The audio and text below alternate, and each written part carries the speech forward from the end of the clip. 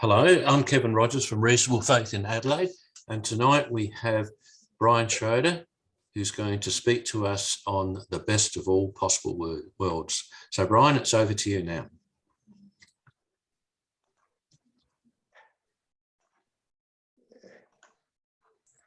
Thanks, Kevin. First slide. Right, the best of all possible worlds. There was a young woman in our church, who we watched grow up from grade 7 in primary school, through high school and on to university, where she studied nursing. She was a good person. She was caring, she was a giving type, and who made a difference in the lives of those around her. And that kind of led to her decision, I suppose, to pursue nursing. About 25 years ago, while the rest of her family was away on holiday, she had to stay behind because of her studies.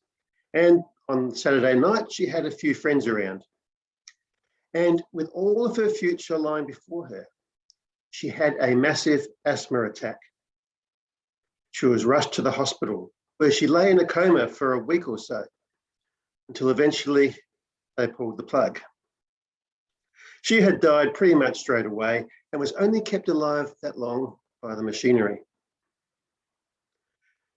During the time she was in the hospital, I was there at one point with her mother. And one thing she said to me has stuck with me ever since. Nothing in my life has ever been perfect. It's also worth bearing in mind that this woman had had another daughter who was born with a condition such that she died a few days after birth. Everything is flawed. There are dark clouds to every silver lining. Nothing works out how I want it. And more or less, I think that is the universal experience of mankind.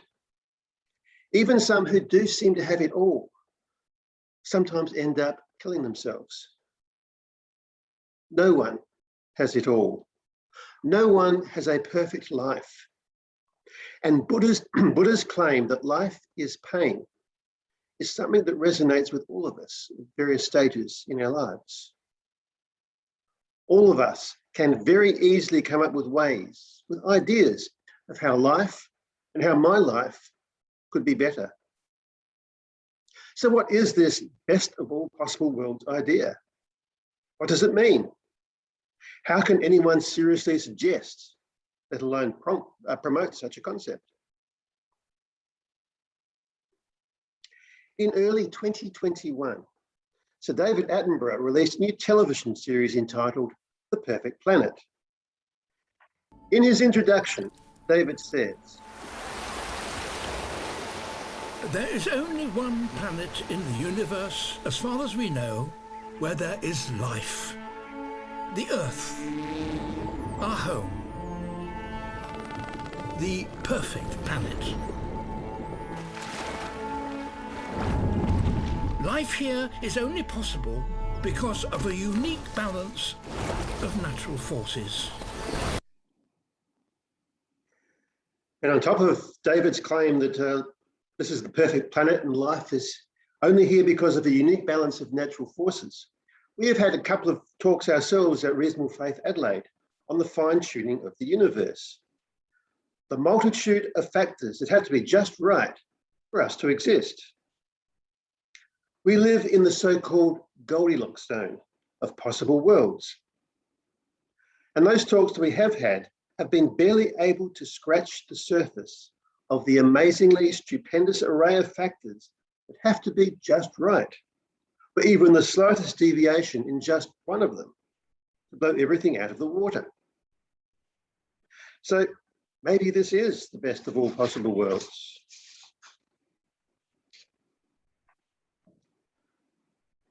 This talk was actually prompted by Voltaire's book, Candide, which he wrote around about 1764. And at the time, the proposal that this is the best of all possible worlds was widely promulgated in Europe and was popular, particularly in some leading philosophical circles. To Voltaire, this was nonsense. And Candide was his way of expressing this. He wrote Candide to expose the absurdity of this belief.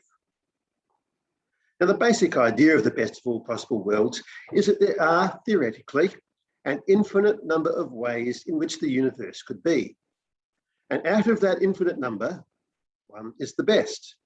And that best is what we have. Now, there is more to it than that, but that is a basic summary, and I think we get the idea. Now, this, of course, was before belief in a multiverse was invented. But according to the principle behind the best of all possible worlds, in the vague possibility that a multiverse is actually real, this would be the best of all possible multiverses. Just like to read the blurb on the back cover of my copy of Candide.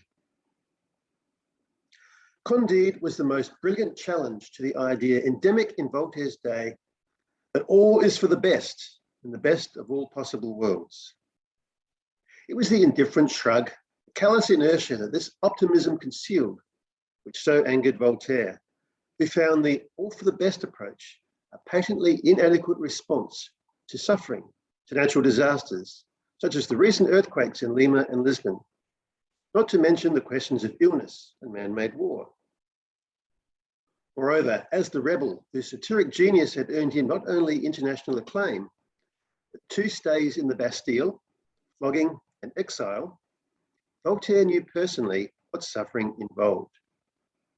In Candide, he risks his young hero and friends through a ludicrous variety of tortures, tragedies, and reversals of fortune in the company of Pangloss, a metaphysico-theologo-cosmolo-negologist, which is Voltaire's word, of unflinching optimism. The result is one of the glories of 18th century satire. And so I'll just make an attempt to give a brief summary of the story. Now, Candide, the hero of the story, was born into the castle of a German baron. We don't know what his relationship was to the baron or his family, though he obviously was not direct family. Nevertheless, he was brought up with the baron's son. When the baron brought in the learned philosopher, Dr. Pangloss, to tutor and train his son, Candide was included in the class. And Candide totally absorbed the philosophy of Pangloss, that this is the best of all possible worlds, and that all is for the best in the best of all possible worlds, that being just a brief summary thereof. But when Candide got a little bit older, he and Baron's daughter Cunegonde discovered each other. But before they could go very far at all in the relationship, the Baron discovered them, and Candide was promptly kicked out onto the street to fend for himself. Shortly after that, he was press-ganged into an army, for which he knew absolutely nothing. And because he had no idea what was going on, the great bulk of his training in the army consisted of daily beatings. Eventually, they went off to the war, and while Candide himself didn't do much, he had first-hand witness of the atrocities performed by both sides.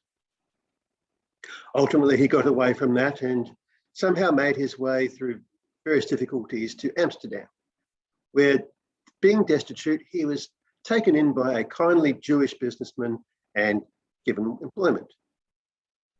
One day out in the streets of Amsterdam, he stumbled upon a deformed beggar who turned out to be his old tutor, Pangloss. And Pangloss told him that shortly after Candide had been kicked out, the castle was attacked and everyone was killed, and that he himself managed to escape, though badly wounded and with the loss of one eye. So Candide talked his employer into employing Pangloss as well, and things were starting to look up. Then their employer, the kindly Jew, decided to go on a business trip to Portugal and took Candide and Pangloss with him. And just as the ship was arriving in Lisbon harbour, the great earthquake shook and destroyed Lisbon, and the effect that it had on the water shook the boat so badly that the Jew, their benefactor, fell overboard and was drowned. So that left Candide and Pangloss alone in a strange, ruined city with nothing. Shortly thereafter, they were both arrested and participated in an auto-da-fe, which basically is a form of trial and execution by the Inquisition. Somehow or other, they both managed to survive the executions.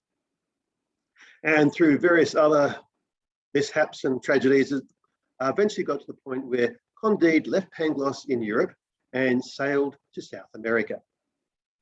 And he spent some time traveling around South America, and everywhere he went, just as things were starting to look up at any point, tragedy struck and things were ruined. People were killed. He almost lost his life a few times. He was betrayed. All sorts of things went wrong. And finally, he boarded ship and headed back to Europe. And with him, he took a new friend, a man named Martin, who actually was a friend, and they had lots of philosophical discussions on the way. Back in Europe, once again, Candide was the victim of numerous betrayals, being taken advantage of, things going wrong and messing up.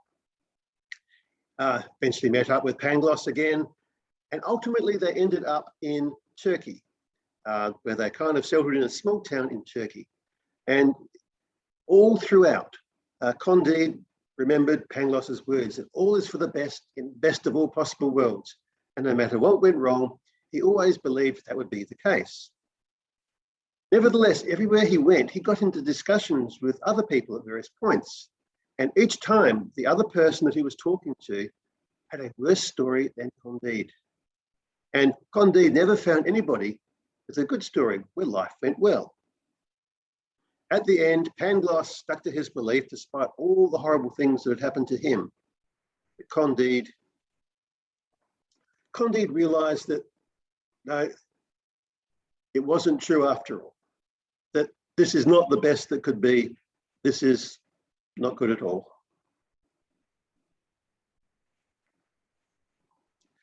Candide, the story, is a caricature in words. It is extreme.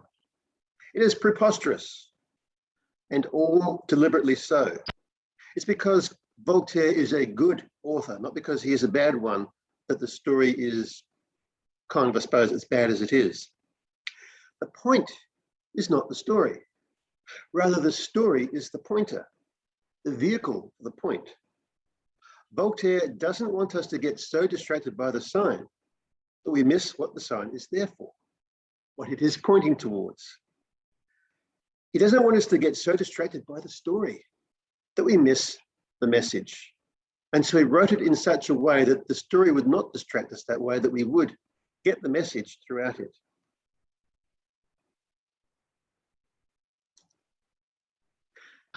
And looking at it from Voltaire's point of view, if God is God and is all-powerful and all-knowing and all-loving and good, then surely he would have done a better job of this.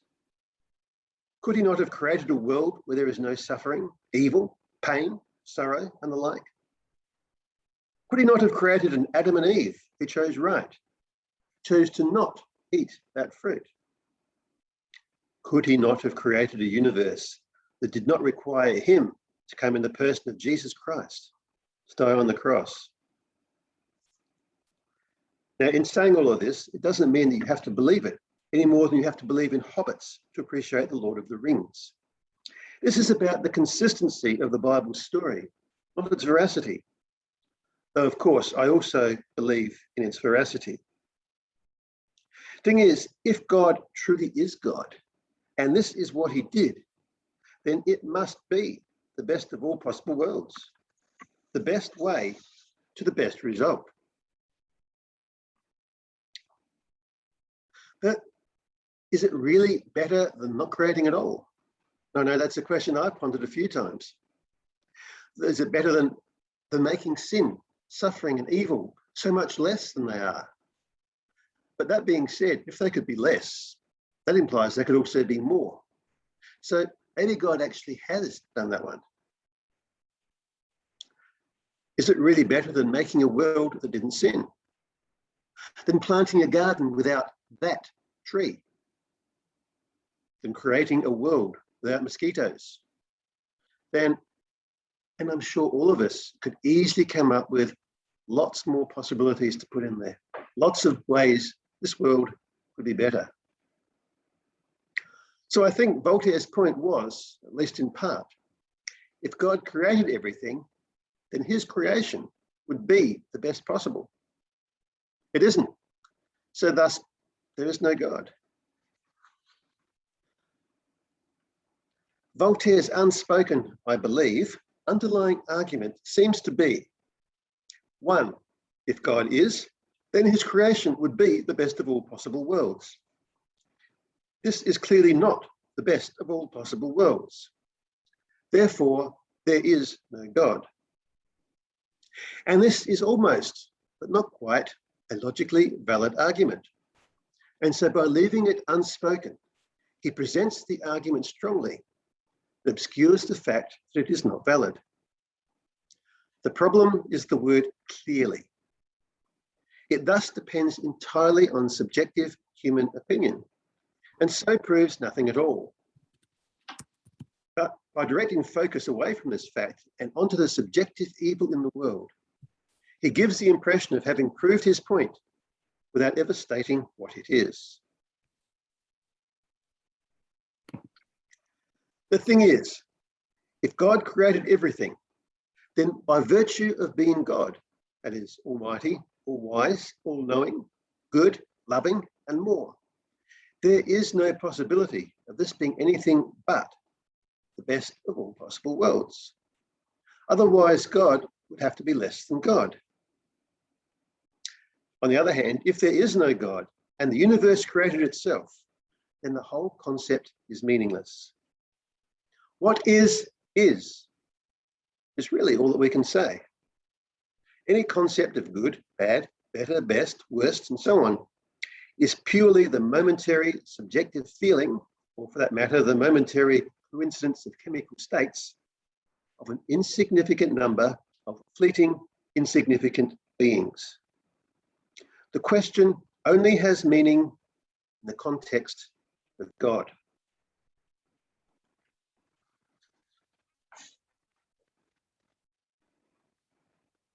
If you want to do a search for Leibniz on the internet, you will get a lot of hits. There is a lot about him. And I picked out a couple of things that I want to read some excerpts. Firstly, from this article from Stanford University. And there's actually quite a lot on Stanford University's site about Leibniz.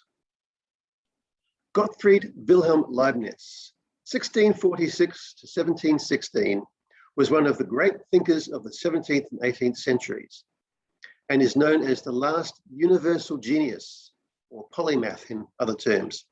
And basically what that means is that he was not just a genius in a narrow field, he was a genius in a very wide field. He was a genius in everything that he touched, everything that he put his hand to, he was a genius. He made deep and important contributions to the fields of metaphysics, epistemology, logic, philosophy of religion, as well as mathematics, physics, geology, jurisprudence, and history. And just on mathematics, down the bottom, there's a picture of Leibniz on the left, Newton on the right, and calculus in the middle. And both Leibniz and Newton ran about the same time, without any communication with each other, independently invented calculus. Even the 18th century French atheist and materialist, Denis Diderot, whose views were very often at odds with those of Leibniz, could not help being awed by his achievement. Writing in his entry on Leibniz in the encyclopedia, perhaps never has a man read as much, studied as much, meditated more, and written more than Leibniz. What he has composed on the world, God, nature, and the soul is of the most sublime eloquence. If his ideas had been expressed with the flair of a Plato, the philosopher of Leipzig would cede nothing to the philosopher of Athens. Indeed, Diderot, who was pretty smart himself, was almost moved to despair in this piece. When one compares the talents one has with those of a Leibniz, one is tempted to throw away one's books and go die quietly in the dark of some forgotten corner. More than a century later, Gottlob Frege, who fortunately did not cast his books away in despair, expressed similar admiration, declaring that in his writings, Leibniz threw out such a profusion of seeds of ideas but in this respect, he is virtually in a class of his own. Now, what's all this got to do with the subject at hand, you ask? Basically, Leibniz was the one who was primarily responsible for the rigorous formulation of the concept of the best of all possible worlds. Just want to read an excerpt from an article in Encyclopedia Britannica, but I've made mention here of this one from the University of Colorado, which is a PDF document. And that basically is, I think, an excerpt from Leibniz's book, Theodicy, in which he goes into great detail on this particular thesis. So according to Encyclopedia Britannica, best of all worlds in the philosophy of the early modern philosopher Gottfried Wilhelm Leibniz is the thesis that the existing world is the best world that God could have created. Leibniz's argument for the doctrine of the best of all possible worlds, now called Leibnizian optimism, is presented in its fullest form in his work Theodicy, which was devoted to defending the justness of God. The argument thus constitutes Leibniz's solution to the problem of evil, or the apparent contradiction between the assumption that God is omnipotent, omniscient, and omnibenevolent, benevolent, yes, which means perfectly good, and the evident fact of evil, including sin and unmerited suffering in the world. In rough outline, the argument proceeds as follows. God is omnipotent, omniscient, and omnibenevolent. God created the existing world. God could have created a different world, or none at all. That is, there are other possible worlds. Because God is omnipotent and omniscient, he knew which possible world was the best and was able to create it. And because he is omnibenevolent, he chose to create that world. Therefore, the existing world, the one that God created, is the best of all possible worlds. And he expressed this in his book, Theodicy, as mentioned. And that book was a full-on book, not just a brief article. And not only did he present his thesis in considerable detail, he also brought up every possible argument against it so he could come across or think up, and addressed all of those arguments as well. And so the reason why I presented the first bit, just going through how clever Leibniz was, the genius in so many levels, just wanted to make clear that if anyone wants to argue and disagree with him, you need to think very carefully and have very good arguments, because he was an awful lot smarter than any of us are. Well, he's speaking for myself, I suppose, but I'm assuming there's not many like him around these days. And being called the last universal genius kind of gives that a bit of support as well. Voltaire was basically attempting to disprove Leibniz's thesis. And he wrote Candide around about 50 years after Leibniz wrote Theodicy, and well after Leibniz was dead. But Leibniz's philosophy had so taken hold in Europe because, well, he expressed it so well, it was very difficult to argue against, that Voltaire wanted to counter it. However, he didn't directly address Leibniz's philosophy. And I just want to read this bit here, which is a very small excerpt from the introduction to my copy of Candide. And this introduction was written by John Butt, who was the translator into English of Candide. And he was a professor himself, so he knew a bit what he was talking about, particularly in his critique here. And he writes that philosophers like Candide's tutor, Dr. Pangloss, were maintaining that we live in the best of all possible worlds, where everything is connected and arranged for the best. What we regard as evil will, if rightly considered, be found conducive to the good of some other creature, and therefore necessary to the general design. We must put up with it as best we can, for the sake of the general good.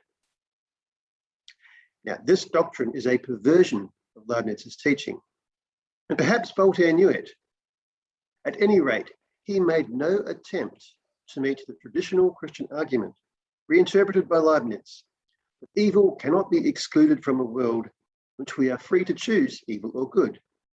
And that such a world is better than one where there would be no free agents, and therefore no evil and no good. With that argument, he shows no concern.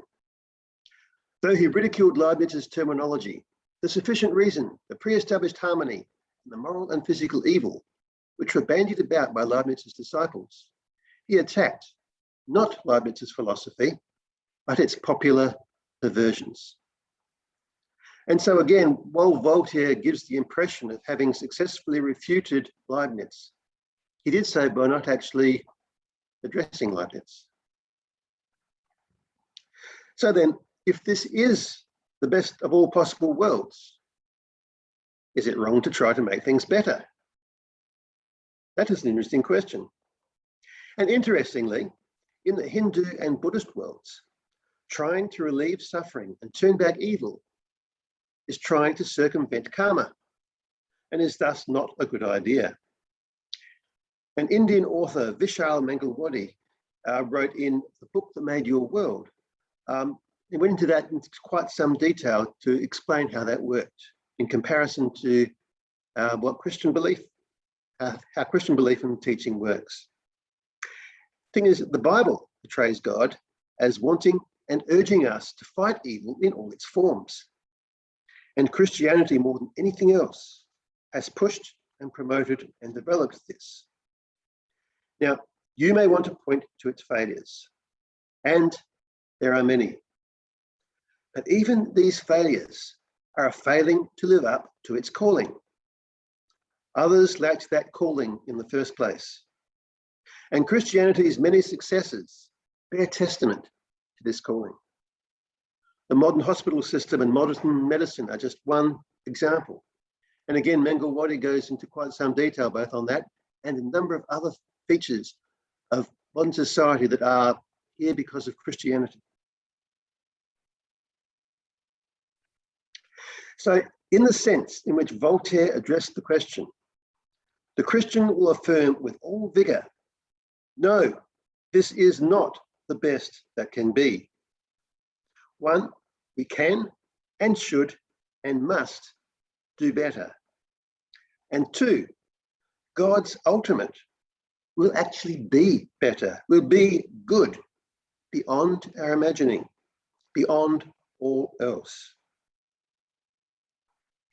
But in the other sense, if God is God, then the way he has done things is the best way, even if we cannot see it from our present perspective.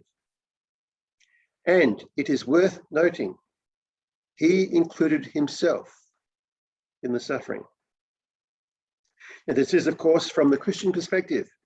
You may want to suggest that is all nonsense, and you may be correct. But it is all consistent. It hangs together. As a consistent narrative, it works. And according to this narrative, God himself, in the person of Jesus Christ, personally experienced the evil and suffering of this world and created this world in the full knowledge that it included his own suffering, in preference to creating a different world that did not have that. The best of all possible worlds isn't just about this present instant or place or event, or even about history up to this point. It is about all of time and space and the ultimate end to which all of this leads. Interestingly, in Candide, a life of almost constant pain, suffering, disaster, and things going bad, and except for the Lisbon earthquake, pretty much all brought about by the evils of man, everywhere he went. And just got here a quote from Candide, where on the ship from South America on the way back to Europe, he is having a discussion with his friend Martin. Do you think, said Candide, that men have always massacred each other as they do today? They have always been false, cozening, faithless, ungrateful, thieving, weak, inconstant, mean-spirited, envious, greedy, drunken, miserly, ambitious, bloody, slanderous, debauched, fanatic, hypocritical, and stupid. And wow, that's a lot, isn't it? Do you think, said Martin, that hawks have always eaten pigeons when they could find them? Well, of course I do, said Candide. Well, said Martin, if hawks have always had the same character, why should you suppose that men have changed theirs? And yet, it is so often the evils perpetrated by humans, men and women, are pointed to explain why we reject God and make man the measure of all things. It's the excuse we use for denying and rejecting God and embracing man, deifying man. Because of the evils wrought by man, we condemn God, judge ourselves superior to him. And as a form of logic, I've never been able to understand that line of thinking. So we are left with the conclusion that either God is God and knows what he is doing, and thus this is the best of all possible worlds. And it is leading us to a point where we will see and acknowledge that yes, it is very good. Or there being no almighty creator, the concept, the question is meaningless and thus unanswerable.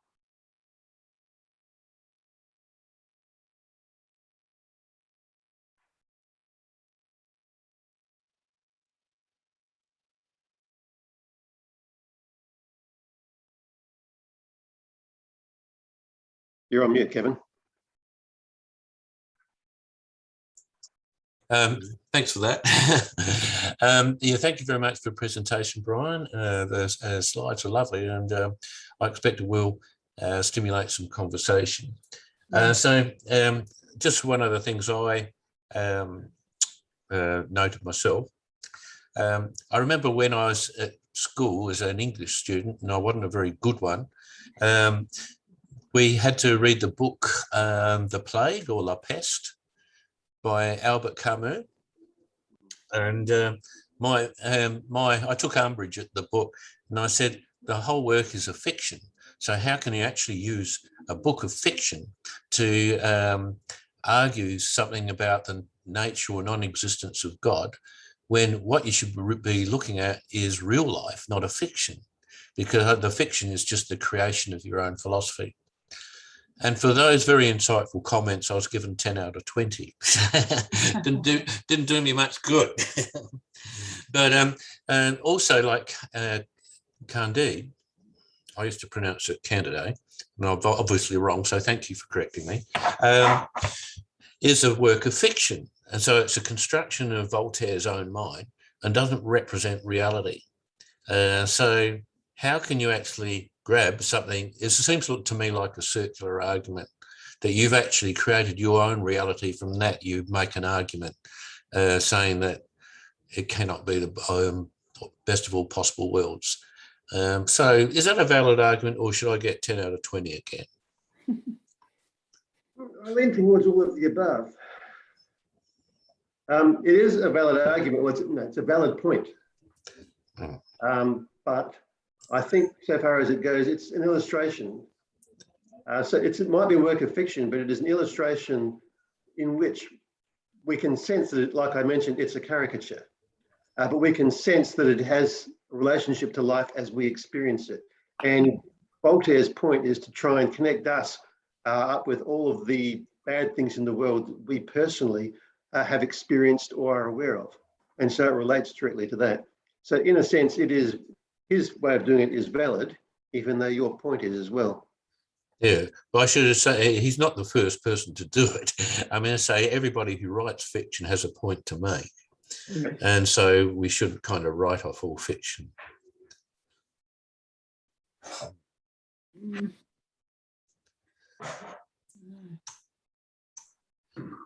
Right. And that's the only comment that's actually been recorded in the chat. So it's open for to the floor now to ask any questions or make any points. So go ahead. Can I make a point about Voltaire using ridicule and not actually dealing with the Christian element behind it all, and an alternate subject? That about 15 years or so ago, someone brought out a book which showed that the so-called Enlightenment, the Age of Reason, actually used ridicule rather than reasoning to make all of its points. And then the interesting follow-up of that was a book by an English philosopher historian, Porter, whose book ridiculed the idea that the Enlightenment used ridicule. Ridiculous, isn't it? Yes. The other thing is that Lisbon earthquake was the big natural disaster which drove a lot of the Enlightenment. But with disasters, often good things come out. And the best thing that came out of the Lisbon earthquake was that the British government then invented the concept of international aid, which is huge since then. And there was a railway disaster in the late 19th century in which about 50 Methodist children were killed on a train-going picnic. And that disaster produced a whole control and signalling system which made railways safe. The Titanic produced the safety of ships and having to have enough boats on board for everybody. And thalidomide produced, the disaster of thalidomide produced three good things out of it. The first was the big improvement in medical analysis of any medications before they get used, which has been totally abandoned with this COVID-19 hysterical panic. Oh, the other point I was going to make was that a Lutheran theologian told me that when in Genesis God says that this is all good, the Hebrew actually means for its intended purpose. And he said the only problem was he doesn't tell us what its intended purpose was.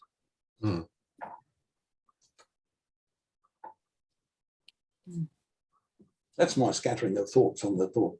Thank you. I like your point you make, Brian, about evil, men blaming God for the evil that men do. That take on that is quite interesting because, people do bring up the fact that there's a lot of evil in the world, and they're talking not natural evil, they're talking evil that's generated by mankind, and they blame God for it.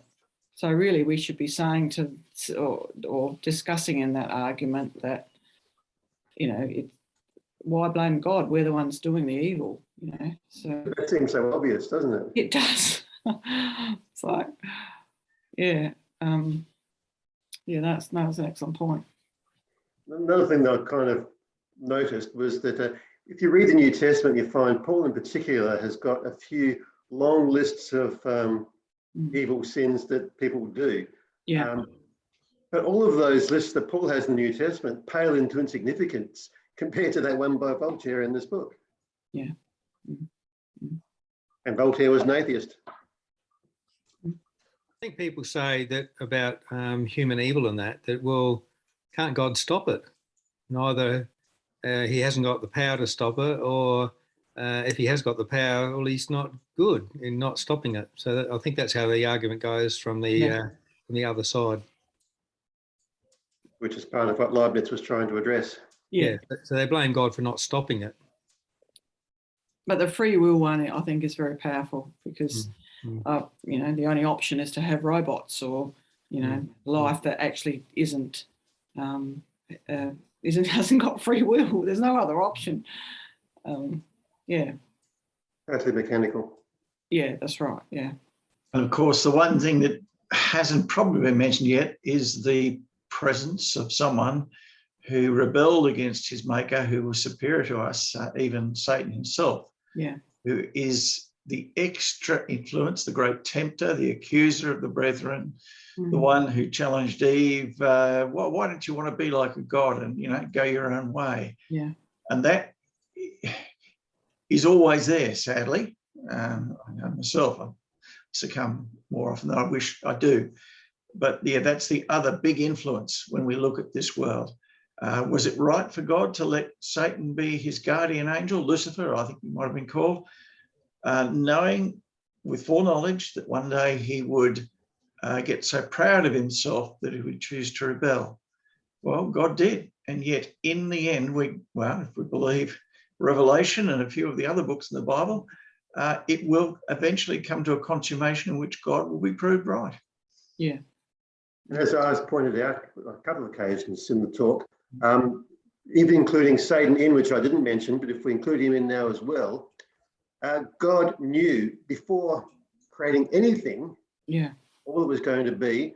He knew that creating this particular world as the best of all possible worlds was going to involve him participating in Jesus Christ and suffering and dying on the cross. And he still chose this particular world, even though it included his own suffering. So he obviously believes that this is the best of all possible worlds. And that's the remarkable thing, isn't it? That God, knowing how bad things were going to get, the best possible of all worlds, did, as you did actually allude to, meant the sacrifice of his own son. What a great, well, I think it's, what's it, Romans chapter, the end of Romans chapter 11. Who can possibly in any way understand the wisdom of God? He was actually talking about there how he's going to condemn the Jews to unbelief before he then rescues all the Gentiles, and then everyone will come to believe. And he then goes into a great, glorious burst of praise. Who can possibly understand how wonderful and understanding God is? I was saying how great and clever Leibniz was. He pales into insignificance next to God as well.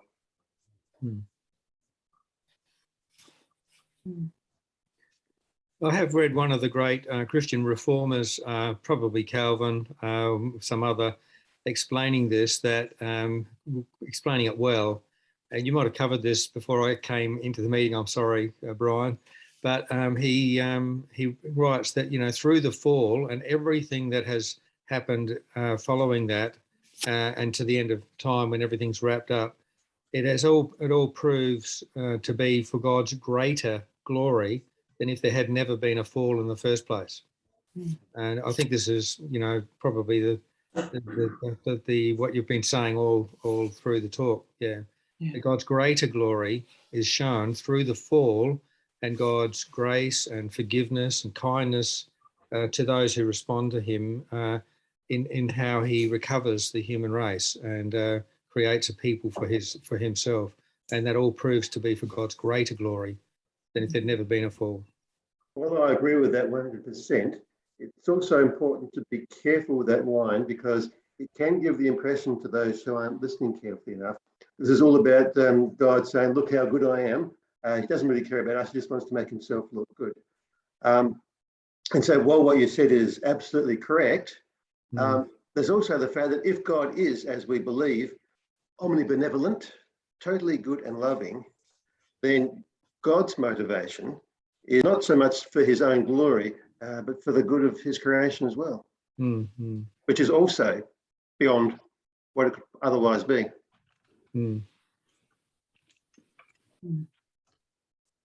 Brian, was it Voltaire who recanted on his deathbed? Not that I'm aware of, but I can't rule it out. So he still died an unbeliever? To the best of my knowledge, but that doesn't make what I just said correct. I have heard that there are some who have recanted on their deathbeds and turned to Christ. I have not heard specifically about Voltaire.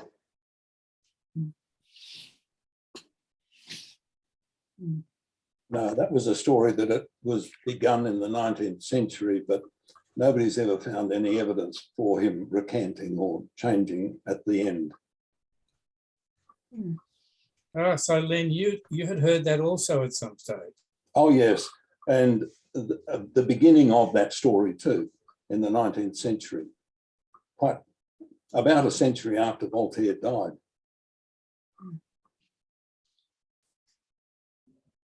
I think there was similar versions of the death of David Hume as well. Yes. And one wonders whether people kind of invented these stories instead of them being real. Yeah, Trying to there's make also God no look good. evidence of David Hume recanting or changing on his deathbed.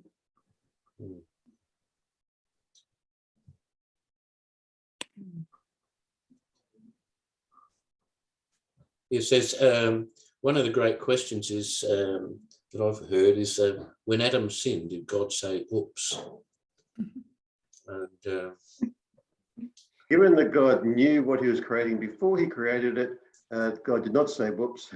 Again, as I pointed out, he knew before he created this world, in the sense of best of all possible worlds, that it was going to involve his own suffering and death. And obviously he knew all about Adam before he created anything. there's a verse in the Bible which says that God does everything after the counsel of his own will. Would you like to kind of comment on that? A version of the Bible says that. In more modern, straightforward English, what would it say? That God works everything according to his own plan. There was a song when Bob Dylan went through a Christian stage for a time, and he came out with an album which reflected Christian themes. Slow train running? Yes. There was one line that I remember. Is, of every earthly plan that is known to man, he's unconcerned. He has plans of his own to set up his throne when he returns. Which I thought was a pretty good line. But is that how it works out? Getting into the whole concept of predestination, free will, and all of that, when you start to really get your mind around it, it's bigger than our brains can handle. I believe absolutely in human free will, that we make our choices and they go as they go, and our choices have meaning and are relevant. At the same time, if God had infinite number of worlds that he could create, and he chose this one and created this one, that means that he knew all the way through from beginning to end what it was he was creating. It wasn't just to set it off and see what happens and then deal with things as they happen along the way. It was from the beginning, all that's going to happen. So in that sense, it's all preordained. But of course, like I said, fully getting your head around all those sorts of things is more than the human brain can manage. Is it preordained or is it foreknown? In the sense that I was saying, it would have to be preordained if God created the whole thing that it was just going to be that way. And if God, before creation, existed outside of time, then foreknown, that really a relevant term in the context of outside of time. Again, that is something else that we can't get our brains around. Existence without time.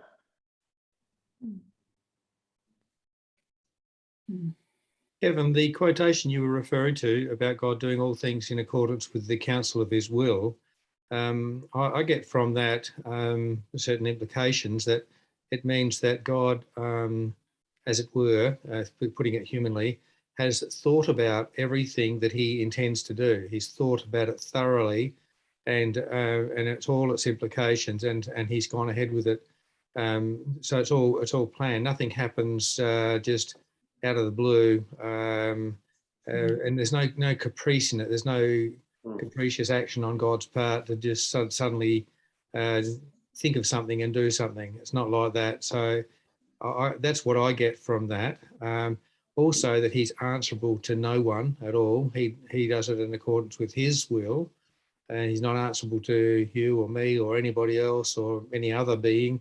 He's just completely free to decide to do whatever he does do, and he does it. I think all those things sort of come out of that quotation.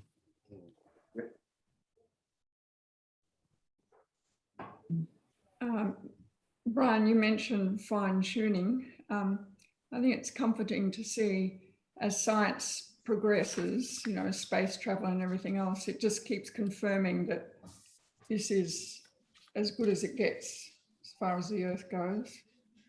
And as science progresses, they find more and more things that are fine-tuned just right. Which prove that, Mm.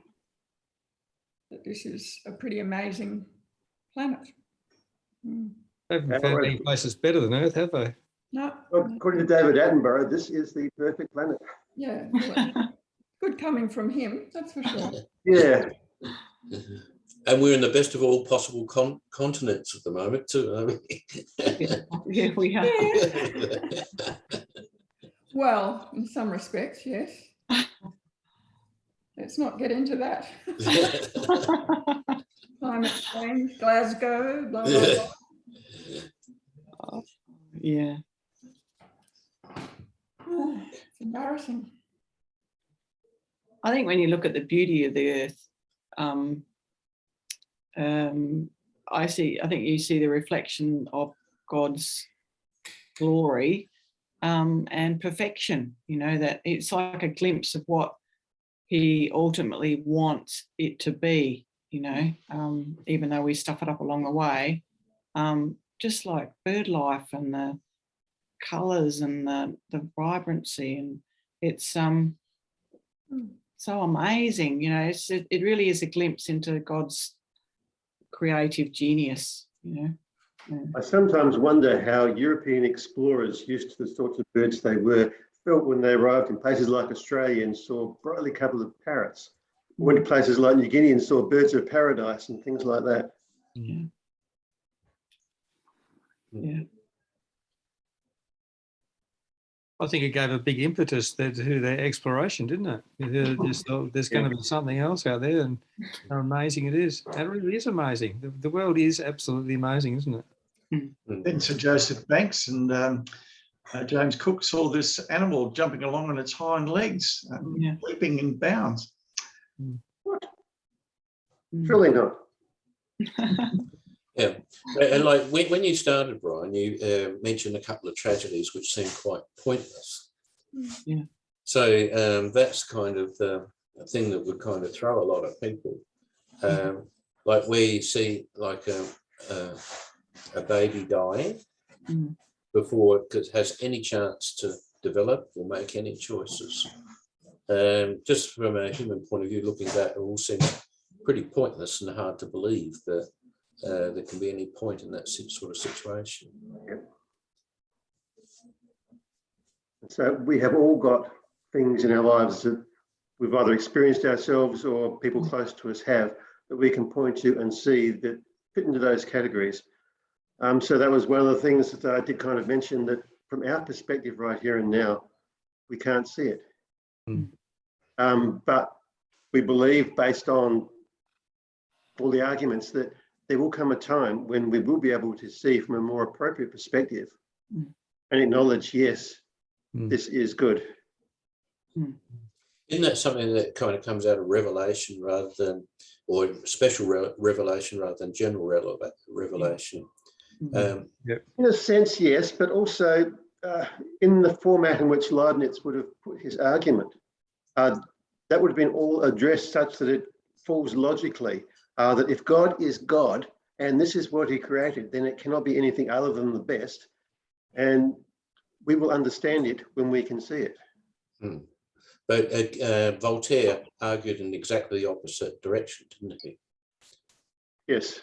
But again, like the intro to the book said from that excerpt that I read, it did not actually address Leibniz's arguments.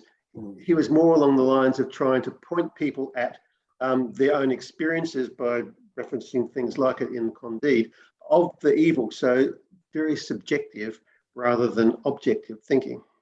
So speaking to us at the emotional level rather than the thinking level, the reasoning level. So are you actually taking the line that, yes, this is the best of all possible worlds? Yes, I agree with Leibniz. It cannot not be.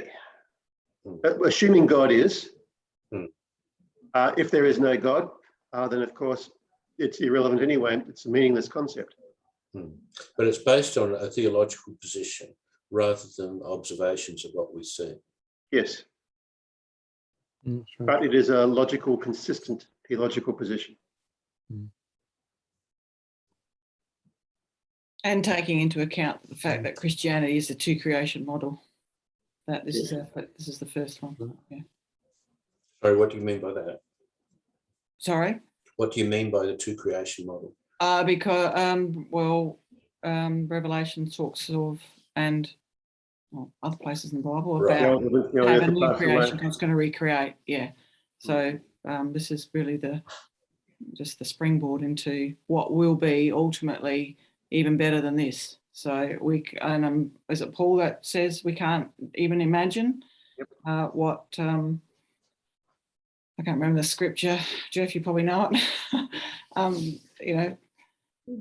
It's unbelievable. So I'm looking forward to it. That's for sure. Yeah. If this world is so amazing, how can we even fathom what the next one's going to be like? You're thinking of, Marjorie's just reminding me here, eye has not seen and ear has not heard, neither has it entered the heart of man. The things that God has prepared for those who love him. But it says he has revealed this to us by his Spirit. So we do have a sense of it. We have an inkling. You have an inkling. Yeah, that's right. Yeah. But the fullness of it, is just beyond our imagination. Yeah. No. But there's something yet to come. Yeah. So everything that we know now and the whole of human history is a preparation for something much greater. Yeah. It's also worth bearing in mind that something much greater is of eternal duration. Yeah. What we have now, in comparison, is actually nothing at all. That's right. Yeah, that's true too. I think coming to this position that you've put, and I think we probably all agree with this, that in the way that you've presented it, this is the best of all possible worlds because God has done it, and He's done it for a purpose. It doesn't, if I have that as my view, and I agree with that, it doesn't mean that I shouldn't be working against certain things. It doesn't mean that I should just be placid and just sit back and accept. For example, let's say two kind of things in two ways. One is let's say COVID-19 and all its effects. It doesn't mean that I shouldn't do what I can to prevent the COVID-19 having its terrible effects. That's right. And all the work that scientists have done and governments have done in trying to contain COVID-19. It doesn't mean that we shouldn't be a part of that or recognise that. We don't just throw up our hands and say, well, how it is just good and let's let it be. The other thing too is the injustice in life. It doesn't mean that I should say, well, God did allow there to be a Hitler and a Pol Pot and everything. And in my view, God has used them and all the movements associated with them in his purpose. But it doesn't mean that I should just say, oh, well, that's all okay, and not resist it, not be part of a means of resisting or containing or preventing the spread of those kind of injustices. And maybe people on the outside thinking about this argument, maybe they think that that's what we would be thinking. If we say, well, this is the best it could be, God's made it the best way for a certain purpose, and therefore we just resigned about all these other things. I don't think that implies that at all. I get the impression that around about the time that Voltaire was writing this, there were a sufficient number of people in Europe who actually were thinking that way that you just described. And Voltaire took exception to that, and rightly so. But as I also pointed out in my talk, from a Christian perspective, if we read the Bible, just a Christian textbook, and in the Bible, God is forever urging us to do better, to fight evil in all of its forms. That's right. And the church has always been front and center of doing that. Yeah. So clearly it doesn't mean that. Yeah. That, I suppose, is one of the perversions of Leibniz's teaching that Voltaire was picking on. Yeah, perhaps so. I think humanity has always tried to better the environment, improving upon knowledge of diseases and cures and things like that. I'm thinking of John Snow and sanitation in London and how that saved millions of people. So it's the best of all possible worlds, but as you said, Jeff, we don't just sit on our hands and say, well, okay, this is as good as it gets, or Brian said that.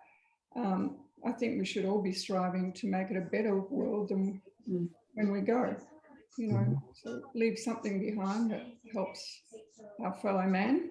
That's right. Yeah, but I have some suspicions. Apparently, some of the churches in the UK are almost worshipping Gaia, the earth god, and making our, what's the right word?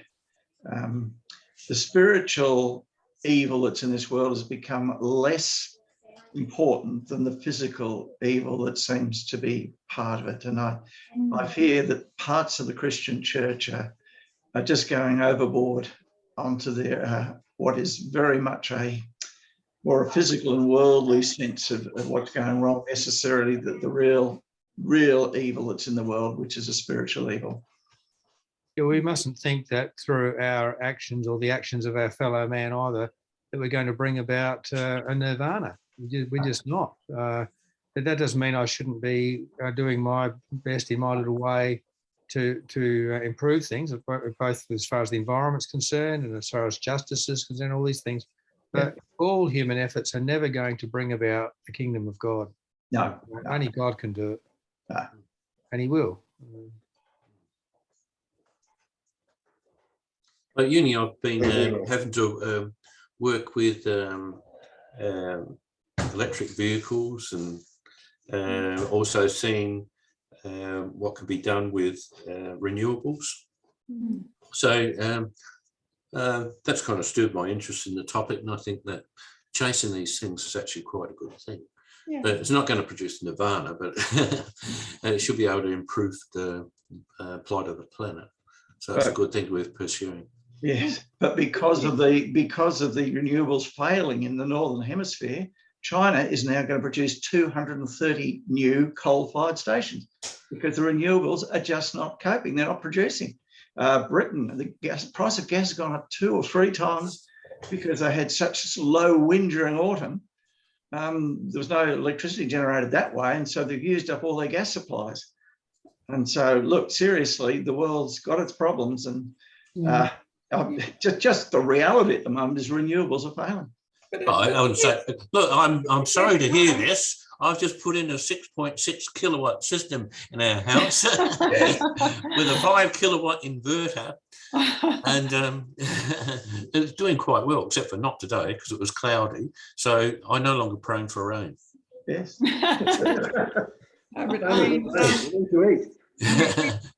Don't we stumble as we go forward? Yes, exactly. We don't just click and that's renewables and so we've saved the planet. We've got a long way to go. Yeah. Our electric car's going well, I must say. Yeah, look, now we're going to have more charging stations. So there's hope. But may I ask, why isn't nuclear power on the agenda? People it is. It will, yeah. Look, there is some, it's a knee-jerk reaction there somewhere. But look, we're getting off topic. Well, the point is we should try the best we can do to improve the world, not just kind of be fatalistic about it. Yeah, that's right. Yeah. And it's not just straightforward what is the best. No, it's not. No. In other words, you don't just say, well, God will fix it, and not do anything ourselves. That's irresponsible, and I think it is. But I agree. But we should look at history.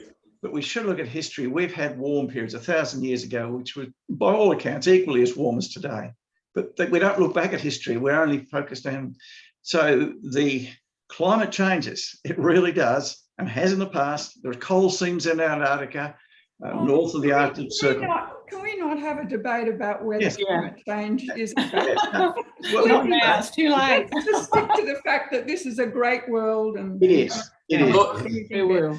Yeah. Gordon, are you listening? He's not even here, is he? No, he's not here today.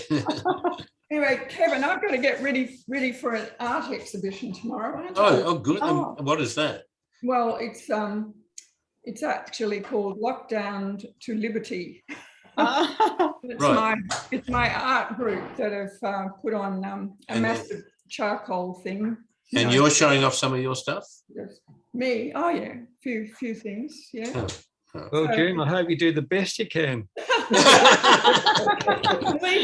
leave the studio better than I found it. Yeah. Yeah, right, no. yeah. Well done, yeah. Well, at this point, I might just terminate the recording, and so I'll stop it at this point. So thank you very much, Brian, and appreciate what you've done.